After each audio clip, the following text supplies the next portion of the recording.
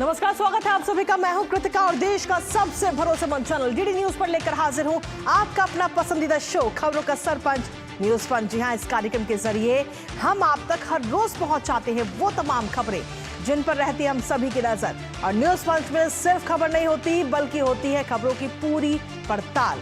तथ्यों और आंकड़ों के जरिए आपको समझाते हैं खबर का हर एक बिंदु। साथ ही ग्राउंड जीरो पर जो टीम हमारी मौजूद है उससे एक एक अपडेट भी हम लेते हैं।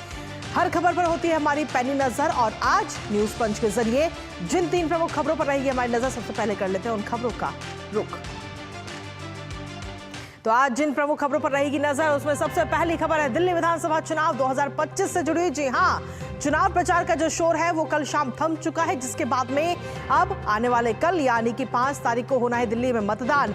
दिल्ली की जनता किसे पहनाएगी दिल्ली का ताज, इस पर सवाल लगातार बरकरार है और इसको जानने के लिए हमें इंतजार करना होगा 8 फरवरी का। लेकिन फिलहाल कल मतदान का दिन है और इसके लिए कितनी तैयारियां इस वक्त दिल्ली में की गई हैं मतदान से जुड़ी हुई, बताएंगे विस्तार से आपको। लेकिन साथ ही जो दूसरी प्रमुख खबर है वो है जियाउर रहमान बर्क से जुड़ी। जी हां, बर्क को राहत मिलेगी या फिर वो आहत होंगे, ये सवाल अभी लगातार बना हुआ है क्योंकि आज होनी है कोर्ट में सुनवाई। और सुनवाई में कहीं ना कहीं हम देखें तो क्या रहेगा उस पर नजर हमारी लगातार बनी रहेगी, क्योंकि उनके जो घर है वो बिना नक्शा पास कराए हुए और इस पर आज सुनवाई होनी है।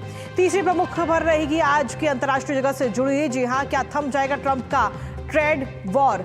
ये हम इसलिए कह रहे हैं क्योंकि मेक्सिको और कनाडा पर पहले 25% टैरिफ लगाया गया और अब फिलहाल उन्हें राहत दे दी गई है। राहत किन आधार पर दी गई है और कितने दिन की दी गई है बताएंगे विस्तार से आपको। लेकिन साथ ही चीन की अगर बात करें तो चीन को फिलहाल कोई राहत नहीं है, तो पूरी खबर बताएंगे विस्तार से आपको। लेकिन इसी के साथ न्यूज पंच की करेंगे पहली और प्रमुख खबर के साथ शुरुआत। जी हां, दिल्ली में कल यानी कि 5 फरवरी को होने वाले हैं मतदान और उसके लिए सोमवार की शाम को प्रचार जो है वो थम चुका है। इस बार का दिल्ली विधानसभा चुनाव कई मायनों में बेहद खास है। कई सारे अहम मुद्दे हैं, सियासी दलों की तरफ से कई सारे बयान दिए गए, तो वहीं चुनाव में जीत सुनिश्चित करने के लिए राजनीतिक दलों ने भी अपनी जी जान से मेहनत की है।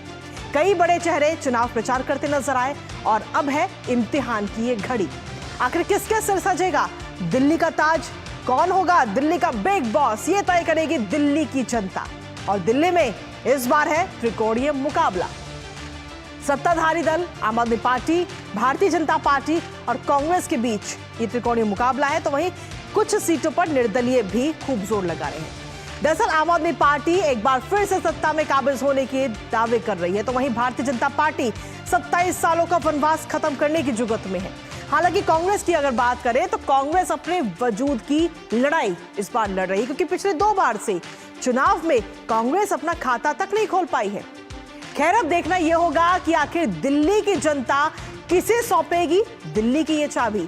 और इस सवाल का जवाब जानने के लिए करना होगा 8 फरवरी का हम सभी को इंतजार। करेंगे चर्चा, लेकिन उससे पहले आपको दिखाते हैं कि कल होने वाले मतदान की कैसी है दिल्ली में तैयारी। तो ये 3 तस्वीरें इस वक्त आपको दिखा रहे हैं किस तरीके से पुलिस इस वक्त मुस्तैद है, लगातार अभियान चलाया जा रहा है। लेकिन साथ ही एक मैसेज देने की भी कोशिश की जा रही है कि अगर आप दिल्ली में रहते हैं तो कल अपने घरों से बाहर निकल के मतदान जरूर कीजिएगा और लोकतंत्र के इस पर्व में अपनी भूमिका आप जरूर निभाइएगा। फिलहाल ये 3 तस्वीरें आपको दिखा रहे हैं जहां लगातार जो पोलिंग बूथ है जहां पर मतदान होना है वहां पर इस वक्त टीमें पहुंच रही हैं। पोलिंग बूथ के लिए टीमें रवाना हो रही हैं और पुलिस किस तरीके से जो फोर्स है वो किस तरीके से तैनात इस वक्त की गई है, सुरक्षा व्यवस्था, क्योंकि कहीं ना कहीं चाक चौबंद इस वक्त दिल्ली के अंदर है। कल सुबह से मतदान शुरू हो जाएगा, शाम तक ये मतदान चलेगा और उसके बाद में 8 तारीख को आएंगे नतीजे। लेकिन इसके साथ ही तैयारियों के साथ ही इस बार कितने उम्मीदवार चुनावी मैदान में है, एक बार उस पर भी नजर डालते हैं ग्राफिक्स के जरिए। तो इस बार अगर देखें तो वोटिंग के लिए खास इंतजाम किए गए हैं। दिव्यांगजनों को पोलिंग बूथ जाने की जरूरत नहीं है क्योंकि घर पे ही जो टीम है वो वहां पर पहुंचेगी। खासतौर पर 85 साल से ऊपर के बुजुर्गों के लिए मतदान की विशेष सुविधा इस बार चुनाव आयोग की तरफ से रखी गई है। वो घर बैठे ही अपना मतदान कर सकते हैं। घर पे ही पोलिंग पार्टियां जो हैं वो उनके घर जाएंगी, वहां से उनका मतदान कराएंगी। पोलिंग बूथ पर मौजूद वॉलंटियर्स इस पूरे जो चीजें हैं उसमें हेल्प करते हुए नजर आएंगे। दिव्यांगजनों को पोलिंग बूथ पर जाने की जरूरत नहीं होगी। तो ये बेहद ही खास इंतजाम इस बार वोटिंग के लिए किए गए हैं, खासतौर से दिल्ली की जनता के लिए, जिसमें अगर हम देखें तो 85 साल से ऊपर के जो बुजुर्ग हैं उनके लिए खास व्यवस्था की गई है। लेकिन अब अगर देखा जाए तो अब बारी है दिल्ली की जनता की। आखिर अब दिल्ली की जनता बिग बॉस किसको चुनती है, क्योंकि दिल्ली में 70 विधानसभा सीटें हैं और 70 की 70 सीटों पर इस बार मतदान होना है। और अगर इसमें देखा जाए तो बिग बॉस कौन होगा ये तय करना है अब आपको, यानी कि दिल्ली की जनता को। हालांकि बीजेपी की तरफ से अगर हम देखें तो 68 कैंडिडेट इस बार चुनावी मैदान में है। भारतीय जनता पार्टी ने 68 सीटों पर अपने चुनावी मैदान में उतारे हैं। इसके साथ ही अगर बीजेपी ने 2 सीटें जो हैं वो सहयोगी पार्टियों को भी दी हैं। जो खास 2 सीटें हैं वो सहयोगी पार्टियों को भारतीय जनता पार्टी की तरफ से दी गई, जिसमें जेडीयू और एलजेपी-आर ने अपने अपने प्रत्याशी इन दोनों सीटों पर उतारे हैं। यानी कुल मिलाकर अगर हम देखें तो एनडीए 70 सीटों पर इस बार उम्मीदवार उतारे गए हैं एनडीए की तरफ से। वहीं आम आदमी पार्टी और कांग्रेस ने सभी 70 सीटों पर अपने अपने उम्मीदवार उतारे हैं और कई सीटों पर ऐसे में त्रिकोणीय मुकाबला भी देखने को मिला है। ऐसे में सीपीआई ने 6 सीटों पर, सीपीएम और सीपीआई-एमएल के 2-2 प्रत्याशी भी इस बार चुनावी मैदान में हैं। 19% यानी कि 132 उम्मीदवार पर आपराधिक छवि भी है, यानी कि वो आपराधिक छवि से आते हैं। 132 उम्मीदवार जो है 699 में से 81 उम्मीदवारों पर हत्या, बलात्कार जैसे गंभीर मामले भी दर्ज है। तो जब आप अपने प्रत्याशी को चुनिएगा तो थोड़ा सोच समझ करके, उसके बारे में जानकारी हासिल करके। तो 5 की संपत्ति अगर हम देखें तो 100 करोड़ के पार है। इसके साथ ही खाता खोलने की कोशिश में कांग्रेस नजर आ रही है। इस बार 7 साल में 24% से 4% पर यह पार्टी आ चुकी है। किस तरीके से जो प्रतिशत है वो कांग्रेस का घटा है।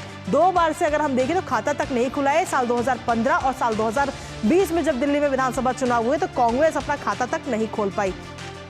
हालांकि उससे पहले अगर हम देखें तो 1998 से लेकर के 2013 तक लगातार हैट्रिक लगाती हुई कांग्रेस नजर आई है। लेकिन 2013 की जब हम बात करते हैं तो 24.55% वोट के साथ 8 सीटें कहीं ना कहीं कांग्रेस पार्टी की तरफ से जीती गई थी, जिसके बाद में दोबारा से 2015 में जब चुनाव हुए राष्ट्रपति शासन के बाद में, तो 2015 में कांग्रेस अपना खाता खोलने में भी सफल नहीं हो पाई, एक भी सीट पर काबिज नहीं हो पाई।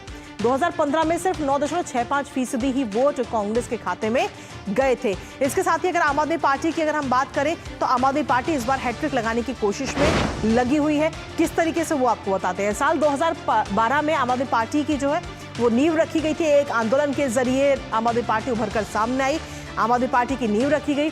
साल 2013 में जब चुनाव हुए तो 29% वोट आम आदमी पार्टी को उस दौरान मिले थे। 2013 की बात कर रहे हैं। लेकिन उसके बाद में क्योंकि सीटें पूरी नहीं थी, जिसके बाद में कांग्रेस के साथ मिलकर के सत्ता बनाई, लेकिन ये सरकार मात्र 49 दिन ही चल सकी। कांग्रेस के साथ जो गठबंधन आम आदमी पार्टी ने किया था वो कहीं ना कहीं फेल साबित हुआ, जिसके बाद में दिल्ली के अंदर लगा राष्ट्रपति शासन और 2015 में एक बार फिर से चुनाव हुए और 67 सीटों पर आम आदमी पार्टी कब्जा करती हुई नजर आई है। हालांकि 2015 के बाद अगर 2020 के विधानसभा चुनाव पर हम नजर डालते हैं तो 62 सीटों पर कब्जा आम आदमी पार्टी ने किया था, यानी कि कुछ सीटें कम हुई थी, लेकिन उसके बावजूद भी सबसे बड़ी पार्टी बनकर उभरती हुई आम आदमी पार्टी नजर आई। इसके साथ ही ये तो बात रही आम आदमी पार्टी और कांग्रेस की। अब बात बीजेपी की करते हैं कि आखिर क्या बीजेपी का 28 सालों का जो पूरा सफर अगर हम देखें तो जो वनवास है वो क्या वो खत्म होगा। 2013 की अगर हम देखें तो सबसे बड़ी पार्टी बनकर भारतीय जनता पार्टी दिल्ली के अंदर उभरी, 31 सीटों पर परचम लहराया था। लेकिन क्योंकि जादुई आंकड़ा है 36, सत्ता में आने के लिए आपको 36 सीटें चाहिए होती हैं, लेकिन बीजेपी के पास 31 सीटें थी। 2015 में भारतीय जनता पार्टी ने 30 सीटों पर, माफ कीजिएगा, 3 सीटों पर जीत दर्ज की थी। 2020 की जब हम बात करते तो 8 सीटों पर भारतीय जनता पार्टी ने कमल खिलाया था। और अब ऐसे में सवाल यह है कि इस बार जब 2025 का चुनाव है तो क्या भारतीय जनता पार्टी का जो ये वनवास है वो खत्म होगा। सीधा रुख करते हैं इस वक्त हमारे संवाददाता का, धीरज का, जो लगातार दिल्ली चुनावों पर कवरेज कर रहे हैं, जमीनी स्तर पर उतर करके लोगों के बीच में जाकर के तमाम जानकारियां हम तक पहुंचाते हैं। धीरज, अब इम्तिहान की घड़ी है दिल्ली के अंदर। जो भी उम्मीदवार है उन्होंने अपनी पूरी जी तोड़ मेहनत लगा दी है। 699 ये उम्मीदवार जिनकी किस्मत कल ईवीएम में हो जाएगी कैद। किस प्रकार की तैयारियां इस वक्त दिल्ली के अंदर? बिल्कुल आपने सही कहा। और कल शाम को जबकि चुनाव का प्रचार का शोर खत्म हुआ, उसके बाद अब डोर टू डोर का कैंपेन एक तरीके से कह सकते हैं कि बचा हुआ है। और आपने तैयारियों की बात की है तो तीनों पार्टियों ने एक तरीके से जो पूरी तैयारी कर रही है, क्योंकि कल सुबह 8 बजे से लोग मतदान के लिए बाहर निकलेंगे और अपने अपने क्षेत्र के जो प्रत्याशी हैं उनको चुनने के लिए मतदान करेंगे। जो मतदान में जो सबसे महत्वपूर्ण सवाल ये है कि क्या आखिर 28 साल के बाद जो बीजेपी का जो वनवास खत्म होगा, क्या कांग्रेस खाता खोलने में कामयाब होगी या ये कह सकते हैं कि क्या अरविंद केजरीवाल हैट्रिक लगाने में कामयाब होंगे। तीनों सवाल एक साथ जुड़े हुए हैं और जो सबसे महत्वपूर्ण सवाल ये है कि जो कांग्रेस की जो रणनीति रही है कि 15 से 18 सीटों पर वो मजबूती से चुनाव लड़े, तो कांग्रेस आम आदमी पार्टी के वोट बैंक में कितना सेंधमारी लगा पाती है, उसके वोट प्रतिशत को कितना घटा पाती है, ये सबसे बड़ा सवाल है। और उससे भी महत्वपूर्ण है कि जो आम आदमी पार्टी का जो 52 से 54% का जो वोट बैंक है, उस वोट बैंक में जो त्रिकोणीय मुकाबले के जरिए कांग्रेस उनके वोट बैंक को कितना कम कर सकती है और भारतीय जनता पार्टी का जो 35 से 38% का जो वोट है उसमें इजाफा होता है या उसका वोट बैंक उतना ही रहता है। अगर भारतीय जनता पार्टी का वोट बैंक 35 से 38% रहे और आम आदमी पार्टी के जो वोट बैंक में अगर कांग्रेस सेंध लगा दे तो कितना सेंध लगा पाती है, ये सबसे बड़ा सवाल है जिसका कि जवाब हमें 8 फरवरी को देखने को मिलेगा। तो अभी तक की जो तैयारी है, कुल मिलाकर जो राजनीतिक विश्लेषक है इस चुनावी समीकरण के गणित में लगे हुए हैं। प्रशासन की पूरी तैयारी है, चुनाव आयोग की पूरी तैयारी है कि दिल्ली में किस प्रकार से शांतिपूर्ण तरीके से मतदान कराया जाए, किस प्रकार से लोगों को बाहर निकाला जाए और किस प्रकार से, जैसे हमने पूरे महीने देखा कि चुनाव आयोग की तरफ से जो स्वीप उनका जो कार्यक्रम होता है, स्वीप कार्यक्रम के जरिए जो लोग वोटर्स अपील करने की उन्होंने कोशिश की है कि अधिक से अधिक संख्या में वो आकर मतदान दें। क्योंकि जो अगर 2020 के चुनाव की अगर हम बात करें तो 2020 में जो लगभग 62% दिल्ली में मतदान हुआ था, जबकि 2015 के चुनाव में 67% का मतदान हुआ था। तो 2020 के चुनाव में 5% मतदान की कमी क्या चुनाव आयोग इस बार भरपाई कर पाएगा? क्या इस बार दिल्ली के जो चुनाव में जो मतदान प्रतिशत 62% से अधिक होगा? ये देखने वाली बात होगी कि चुनाव आयोग की तैयारी शांतिपूर्ण तरीके से मतदान के लिए, अधिक से अधिक मतदाता घर से बाहर निकले, उसकी क्या तैयारी है। इन सारे सवालों का जवाब हमें कल 5 फरवरी को मिलेगा और आखिरी जो हमें फैसला मिलेगा वो 8 फरवरी को ये तय होगा कि दिल्ली की जनता के दिल में क्या है। जी चलिए, फिलहाल बहुत बहुत शुक्रिया धीरज, तमाम जानकारी हमारे साथ साझा करने के लिए। लगातार इस पर आप अपनी नजर बनाए रखिएगा। तो कहीं ना कहीं अब कल का जो दिन है वो है इम्तिहान का दिन और ऐसे में देखना होगा कि दिल्ली की जनता आखिर किस पर भरोसा करती है। इसी के साथ चलिए अब आगे बढ़ लेते हैं और अगली खबर का रुख कर लेते हैं जो है संभल से जुड़ी है। जी हाँ, जहां पर आपको बता दें और संभल की बात करेंगे, लेकिन उससे पहले आपको बता दें कि इस वक्त मिल्कीपुर में भी कल, मिल्कीपुर विधानसभा सीट पर भी कल उपचुनाव होना है और वहां पर किस तरीके की तैयारियां हैं और क्या कुछ समीकरण है उस पर भी एक बार नजर डालते हैं। तो मिल्कीपुर की अगर हम बात करें तो अयोध्या की मिल्कीपुर सीट पर कल उपचुनाव है, कल मतदान होना है। इस सीट पर अपने आप में काफी खास और काफी अहम है ये सीट। मिल्कीपुर विधानसभा सीट अब इस वक्त कहीं ना कहीं समाजवादी पार्टी और भारतीय जनता पार्टी के लिए इस वक्त अपने एक बात बन गई प्रतिष्ठा की। सांसद अवधेश प्रसाद की स्थिति के बाद में ये सीट खाली हुई थी। अवधेश प्रसाद यहाँ से विधायक थे, लेकिन उसके बाद में उन्होंने सांसदी का चुनाव लड़ा, फिर वो सांसद बन गए थे और उसके बाद इस्तीफा दिया था। 5 फरवरी को मतदान होना है इस सीट पर और उसके बाद में 8 तारीख को नतीजे आएंगे। खासतौर पे हम देखें तो ये सीट जो है वो इस वक्त प्रतिष्ठा का सवाल बनी हुई है समाजवादी पार्टी और भारतीय जनता पार्टी के लिए। समाजवादी पार्टी ने अजीत प्रसाद को चुनावी मैदान में उतारा है, अजीत प्रसाद पर पूरा भरोसा जताया है, तो वहीं भारतीय जनता पार्टी ने चंद्रभानु पासवान पर अपना पूरा भरोसा जताया। हालांकि इन दोनों के बीच में कड़ी टक्कर कल देखने को मिलेगी। इसके साथ ही अगर हम देखें तो समाजवादी पार्टी ने 40 स्टार प्रचारकों की जो सूची है वो पूरी तैयार की थी, लेकिन जब प्रचार की बारी आई तो प्रचार में केवल डिंपल यादव ही प्रचार करती हुई नजर आई। यहां तक कि यह भी कहा गया कि अखिलेश यादव भी प्रचार करते हुए नजर नहीं आए हैं। इसके साथ ही अगर हम देखें तो भारतीय जनता पार्टी की तरफ से अगर हम बात करें प्रचार की, तो कई सारे लोग, खुद मुख्यमंत्री योगी आदित्यनाथ की तरफ से प्रचार किया गया, 7 मंत्रियों ने प्रचार किया और कई सारे विधायकों ने भी प्रचार किया है। हालांकि इसके साथ ही हम देखें तो 75,000 के करीब ब्राह्मण मतदाता है इस सीट पर, तो ऐसे में देखना होगा कि दलित और ब्राह्मण किसकी साइड रुख करते हुए नजर आएंगे और इसका जवाब मिलेगा हमें 8 तारीख को, क्योंकि कल मतदान है और उसके बाद में 8 तारीख को आएंगे नतीजे। तो ये तो बात रही मिल्कीपुर विधानसभा सीट की। इसके साथ ही अब आगे बढ़ लेते हैं और अगली खबर का रुख कर लेते हैं। अगली खबर है संभल से जुड़ी, जहां आपको बता दें कि संभल में समाजवादी पार्टी के सांसद जियाउर रहमान बर्क की मुश्किलें बढ़ेंगी या फिर उन्हें थोड़ी राहत मिलेगी, ये आज साफ हो जाएगा। दरअसल बर्क पर आरोप है कि उन्होंने विनियमित क्षेत्र में बिना प्राधिकृत नक्शा पास कराए ही घर का निर्माण करा लिया है, जिसको लेकर प्रशासन अभी तक 3 नोटिस भी बर्क को जारी कर चुका है। पहला नोटिस 5 दिसंबर को, दूसरा नोटिस 14 दिसंबर को और फिर तीसरा नोटिस 28 दिसंबर को। बीते गुरुवार की अगर हम बात करें तो एसडीएम कोर्ट में नगरपालिका ईओ और जेई ने रिपोर्ट दाखिल की थी, जिस पर सांसद के जो अधिवक्ता है, जो वकील है, उन्होंने इस रिपोर्ट पर आपत्ति लगाने के लिए कहा। फिलहाल अब आज इस पूरे मामले पर सुनवाई होनी है, करेंगे चर्चा, लेकिन उससे पहले आपको दिखाते हैं कि आखिर ये पूरा मामला क्या है। तो ग्राफिक्स के जरिए नजर डाल लेते हैं इस पर कि आखिर ये पूरा मामला क्या है और बर्क की मुश्किलें बढ़ेंगी या राहत मिलेगी, ये सवाल इस वक्त अभी फिलहाल बना हुआ है अवैध निर्माण को लेकर, क्योंकि बर्क जो है वो बुरी तरह फंसे हुए हैं। संभल से समाजवादी पार्टी के सांसद जियाउर रहमान बर्क बिना नक्शा पास करवाए ही मकान बनाने का आरोप इस वक्त जियाउर रहमान बर्क पर है, जिसको लेकर के कई सारे नोटिस भी उनको दिए जा चुके हैं, तारीख पर तारीख हो चुकी है। मामले की सुनवाई आज होनी है, जिसमें जियाउर रहमान बर्क अपना पक्ष रखते हुए नजर आएंगे एसडीएम कोर्ट में। हालांकि देखना होगा कि उसके बाद में प्रशासन की तरफ से क्या कुछ फैसला लिया जाता है। पालिका ईओ और जेई की रिपोर्ट के बाद अहम सुनवाई है आज तक, यानी कि 4 तारीख तक की मोहलत दी गई थी जियाउर रहमान बर्क को। नगर पालिका ईओ और जेई ने एसडीएम कोर्ट में अपनी रिपोर्ट दाखिल की थी और रिपोर्ट दाखिल करने के बाद में अब आज होनी है अहम सुनवाई इस पूरे मामले पर। इससे पहले अगर हम देखें तो 23 जनवरी को बर्क के वकील ने रिपोर्ट पर आपत्ति जताई थी, लेकिन उसके बावजूद भी चीजें साफ नहीं हो पाई।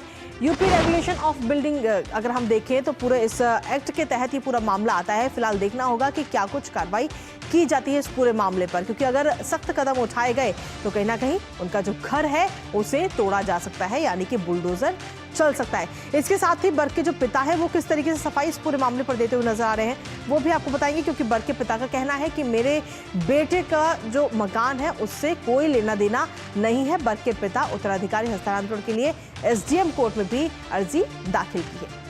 तो ऐसे में सवाल सीधा बन रहे हैं और इसी पर ताजा अपडेट ले लेते हैं। इस वक्त हमारे साथ में हमारे सहयोगी विकास इस वक्त जुड़ रहे, सीधा उन्हीं का रुख करेंगे। विकास, क्या कुछ ताजा अपडेट है आपके पास में इस पूरे मामले को लेकर, क्योंकि आज होनी है इस मामले पर अहम सुनवाई, जिसमें फिलहाल नजर इस पर लगातार बनी हुई है कि क्या उन्हें राहत मिलेगी या उनकी मुश्किलें और बढ़ेंगी। विकास, देखिए, जो करता है वही सामने आता है, ये जो कहावत है ये इस मामले में चरितार्थ होती है। निश्चित रूप से जियाउर रहमान बर्क की तरफ से जो दलीलें दी गई हैं उसके बाद जो प्रशासन ने जांच कराई है, जैसा कि अभी आपने बताया था कि जेई और ए की जो रिपोर्ट आई है उसमें यह साफ स्पष्ट हो जाता है कि वह मकान जियाउर रहमान बर्क के नाम से ही है। इससे पहले उनके दादा शफीकुल रहमान बर्क पे था, जो उनके द्वारा अपील की गई थी कि उनके पिता के नाम की यह संपत्ति है, उनको नोटिस देना उचित नहीं है। उस रिपोर्ट में स्पष्ट हो जाता है कि वो इन्हीं के नाम का है। अब अगली कार्रवाई तय की जाएगी कि आपने बिना नक्शे का मकान क्यों बनवाया। निश्चित रूप से उस पूरे क्षेत्र में जिस तरीके से इनके द्वारा जो गतिविधियां की गई, 1,91,00,000 का बिजली का इनके ऊपर नोटिस रहता है, बिजली चोरी का। एक सांसद होकर और इनके पिता, जिनके दादा खानदानी रूप से यहाँ पर बड़े ओहदा रखते थे और इस तरीके के मामले की जनता कनेक्शन लेकर अपने घर परिवार का बिजली चलाते रहे हैं। बिल्कुल ये दिखाता है किस तरीके से अपने रसूख का फायदा इन लोगों ने उठाया, इनके परिवार ने उठाया। और अब जबकि बिना नक्शे के मकान का मामला सामने आ गया है, निश्चित रूप से आगे की कार्रवाई अब तय की जाएगी कि किस तरीके से आगे की प्रक्रिया जारी रहेगी। आज उनके जवाब दाखिल करने का अंतिम समय है और आज के दिन एसडीएम कोर्ट से कार्रवाई तय होगी कि उनके ऊपर प्लांटी लगाई जाती है, बुलडोजर की कार्रवाई की जाती है, क्या कुछ किया जाता है, आज ये तय हो जाएगा। लेकिन यह स्पष्ट हो जाता है यह मामला रिपोर्ट के अनुसार उन्हीं के नाम का था। ये फिलहाल विकास, आप इस पर अपनी नजर लगातार बनाए रखिएगा, जब ये सुनवाई होगी तो इस पर नजर बनाए रखिएगा। लेकिन फिलहाल बहुत बहुत शुक्रिया विकास।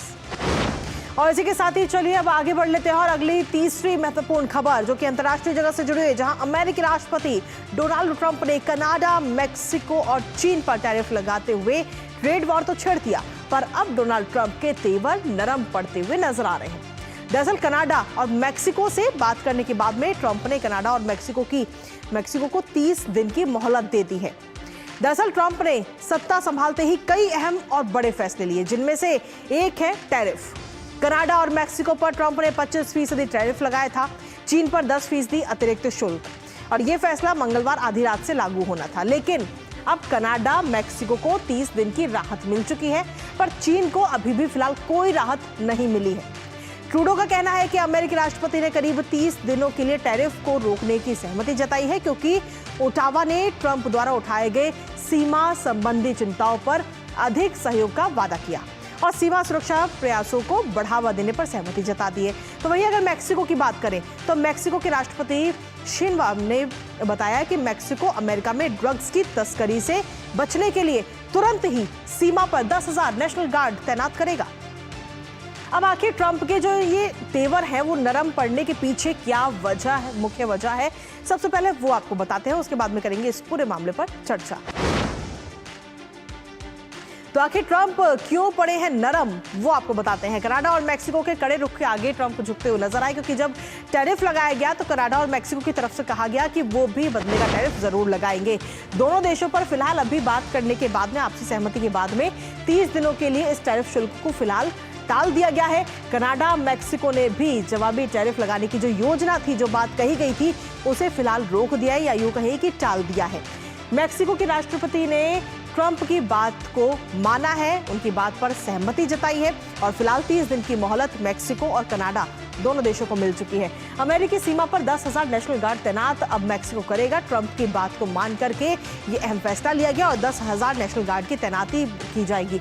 वहीं कनाडा पीएम जस्टिन ट्रूडो ने भी सहमति जताई है। डोनाल्ड ट्रंप की बातों पर आपस में फोन पर यह बातचीत हुई है और इस बातचीत के बाद में ही 30 दिन के लिए मोहलत मिली है। कनाडा ने फेंटेनाइल मादक तस्करी को रोकने का आश्वासन दिया था। कनाडा मेक्सिको के कड़े रुख के आगे अब कहीं ना कहीं ट्रंप झुकते हुए नजर आए। इसके साथ ही चीन पर आखिर क्यों टैरिफ की तलवार लटकी हुई है? अमेरिका को चीन से सबसे ज्यादा व्यापार घाटा है, कैसे वो भी आपको बताते हैं। दरअसल साल 2023 में चीन से 30.2% घाटा हुआ है चीन के साथ में, और इसीलिए कहीं ना कहीं 10% जो है अतिरिक्त शुल्क लगाया गया। घाटे को कम करने के लिए और अधिक टैरिफ का ये प्लान डोनाल्ड ट्रंप का है। हालांकि इसकी बात वो सत्ता में आने से पहले चुनाव प्रचार के दौरान भी कई बार उन्होंने इस बात का जिक्र किया था। चीन ने बातचीत की जगह चेतावनी की बात कही है, क्योंकि चीन की तरफ से ये कहा गया कि हम बातचीत नहीं करेंगे, बल्कि WTO में जाने की बात, या यूं कहे कि चुनौती दी गई थी चीन की तरफ से। WTO में चुनौती देने का फैसला चीन की तरफ से लिया गया था, ना कि ये कहा गया कि हम बात करेंगे, इस पर सहमति जताएंगे।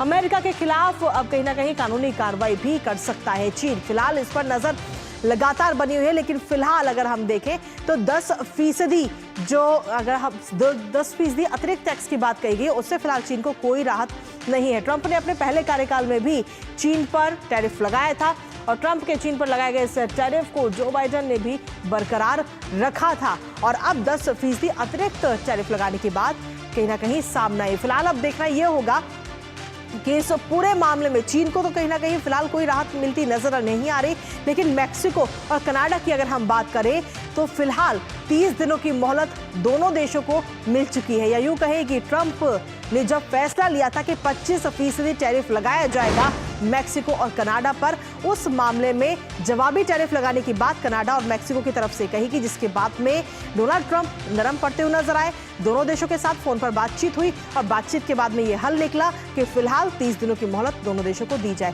ताजा अपडेट लेते हैं, हमारे साथ में हमारे सहयोगी अनिल थॉमस इस वक्त जुड़ रहे हैं, सीधा उनका रुख करेंगे।